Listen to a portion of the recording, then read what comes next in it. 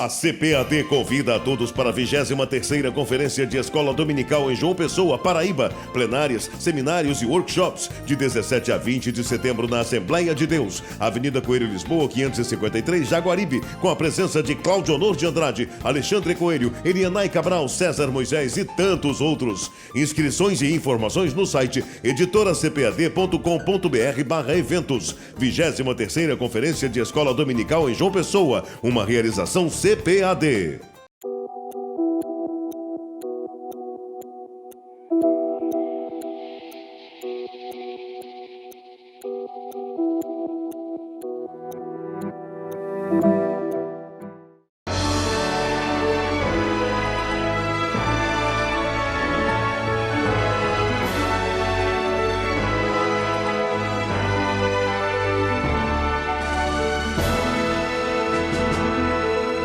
Subsídios.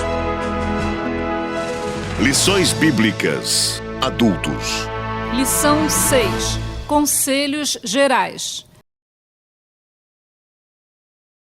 A lição número 6 desse trimestre tem como título Conselhos Gerais. E o título da lição diz o apóstolo: Olhai, pois, por vós e por todo o rebanho, sobre que o Espírito Santo vos constituiu bispos, para apacentares a igreja de Deus, que ele resgatou com seu próprio sangue. Atos 20 e 28.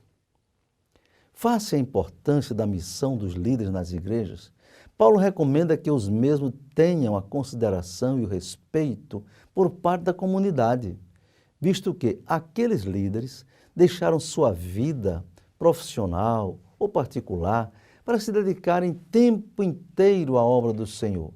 Não havia, no tempo de Paulo, a menor ideia de estruturas que garantissem assistência material ou previdência social para o final de suas missões.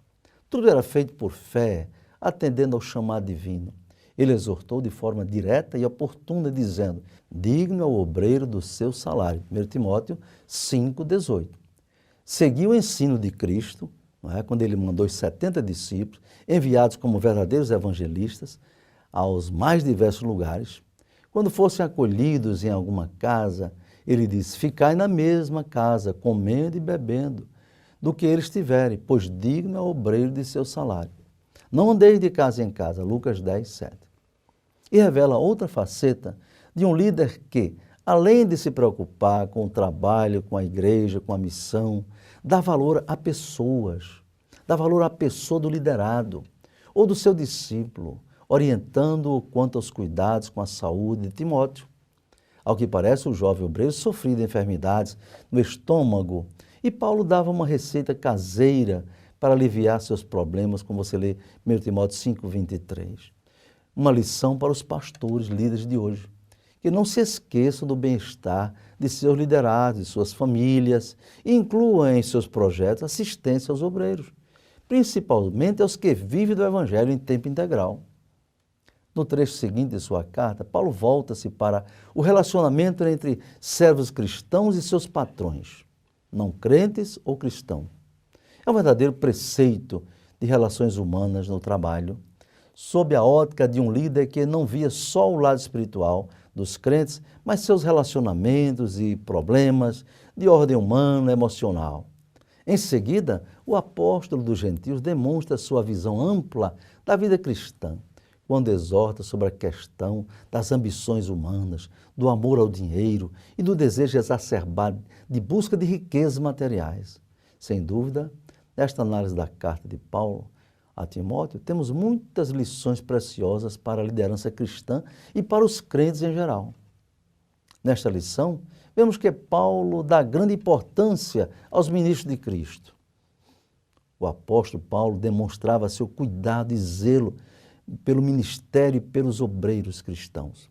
O texto em análise revela seu interesse no bem-estar espiritual e também humano e social dos que se dedicam à obra do Senhor, de modo especial aquele que o fazem com dedicação exclusiva e vivem do Evangelho.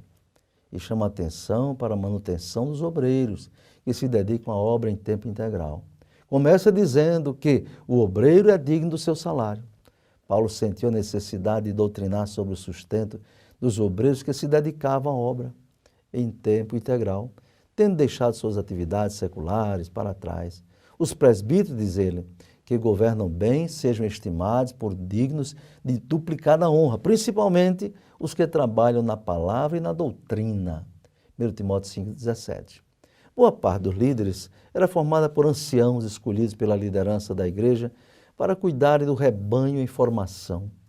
Assim como os apóstolos do grupo dos 12 deixaram tudo para seguir a Cristo ao longo da formação da igreja.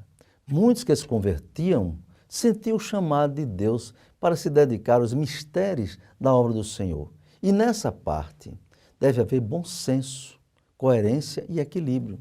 Nem a igreja deve fechar a mão para o pastor, a ponto de ele passar necessidades com sua família, nem deve haver abuso no uso dos recursos da igreja. Em alguns lugares, o pastor da igreja é visto como um marajá, com salário altíssimo e mordomias incompatíveis com o líder cristão.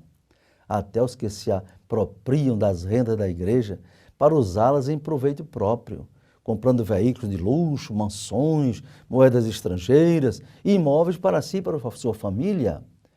Isso é sacrilégio. O obreiro é digno do seu salário e não do tesouro da igreja. Na sequência, Paulo fala sobre o trato com os presbíteros. Então ele diz que os presbíteros ou anciãos eram os líderes das igrejas cristãs em seus primórdios. Como tais, sua missão era muito grande e a eles deveria ser dado um tratamento diferenciado, não por serem mais importantes que os demais obreiros, mas por terem mais responsabilidades. Jesus disse: mas o que a não soube e fez coisas dignas de açoites, com poucos açoites será castigado. E a qualquer que muito for dado, muito se lhe pedirá. E ao que muito se lhe confiou, muito mais se lhe pedirá. Lucas 12:48. Nessa visão, Paulo dá instruções a Timóteo sobre como lidar com os membros do presbitério. Paulo acentua que, havendo acusação contra um presbítero ou um líder da igreja local, os fatos devem ser apurados com muito cuidado para evitar escândalos e injustiça. É uma recomendação para todas as igrejas em todos os tempos. Em sua carta, Paulo abre um parênteses sobre a saúde, dizendo a Timóteo: não bebas mais água só, mas usa de um pouco de vinho por causa do teu estômago e das tuas frequentes enfermidades. 1 Timóteo 5:23. Quanto à expiação e à cura, devemos ressaltar o seguinte: no entanto, a salvação envolve imediatamente o espírito e a alma. Quanto ao corpo, preste bem atenção, não há um efeito imediato pleno quanto à libertação dos males decorrentes do pecado. Isso porque, enquanto o espírito e a alma, que é o homem interior, são salvos no momento da confissão a Cristo, o corpo ainda aguarda, como diz Paulo, a redenção plena, como diz a Bíblia sobre o gemido da criação. Você leia isso, aspas, e não só ela, mas nós mesmos que temos as primícias do Espírito, também gememos em nós mesmos, esperando a adoção, a saber, a redenção do nosso corpo. Romanos 8:23. A Bíblia diz: no mundo tereis aflições. Jesus disse isso em João 16:33. Em outra parte de sua carta, Timóteo, o apóstolo, exorta sobre o relacionamento entre empregados e patrões e escreve sobre os deveres dos servos. Mostra que o servo cristão deve servir com sinceridade e lealdade, mesmo aos patrões não crentes, dizendo: e tudo quanto fizerdes, fazei de todo o coração, como ao Senhor e não aos homens. Colossenses 3:23. De igual modo, tem exortação apropriada para os servos de senhores crentes, a quem deve tratar com maior desvelo. Finalmente, Paulo conclui essa seção da carta, dando diversos conselhos gerais, e adverte quanto aos que não respeitam a sã doutrina. Porém, como acontecia na igreja em Éfeso, sempre houve algum ensinador, mestre ou doutor que resolve ministrar ensinos diferentes, inovações doutrinárias, muitas vezes espetaculares, que ao invés de edificar, causam confusão no meio dos crentes. Por isso, Paulo exortou: se alguém ensina outra doutrina e se não conforma com as sãs palavras de nosso Senhor Jesus Cristo e com a doutrina que é segundo a piedade, é soberbo e nada sabe, mas delira acerca de questões e contendas de palavras, das quais nascem invejas, porfias, blasfêmias, ruins suspeitas, contendas de homens corruptos, de entendimento e privados da verdade. Cuidando que a piedade seja causa de ganho, aparta-te dos tais. 1 Timóteo 6, 3 a 5. Atualmente, há muitos desses falsos mestres que, para ganhar muito dinheiro, torcem as Escrituras, prometendo riquezas aos que mais contribuírem para suas obras missionárias, entre aspas. Esses usam de expedientes nada honestos. Um desses manipuladores disse que Salomão só foi abençoado porque deu 1000 holocaustos de uma vez e não um só. E induzia as pessoas a trazerem mais e mais dinheiro para seus propósitos egoístas e avarentos. Isso é desonestidade. Dessa parte da carta, Paulo doutrina aos que desejam riquezas materiais e combate o amor ao dinheiro, que é a avareza. Mas, desta parte da lição, devemos salientar que Deus não demonizou a pobreza nem divinizou a riqueza. Esta riqueza é legítima quando é fruto da bênção de Deus sobre a vida do crente fiel, e não de manipulações desonestas, de falcatruas ou de corrupção. Isso é um ponto importante que o professor pode destacar.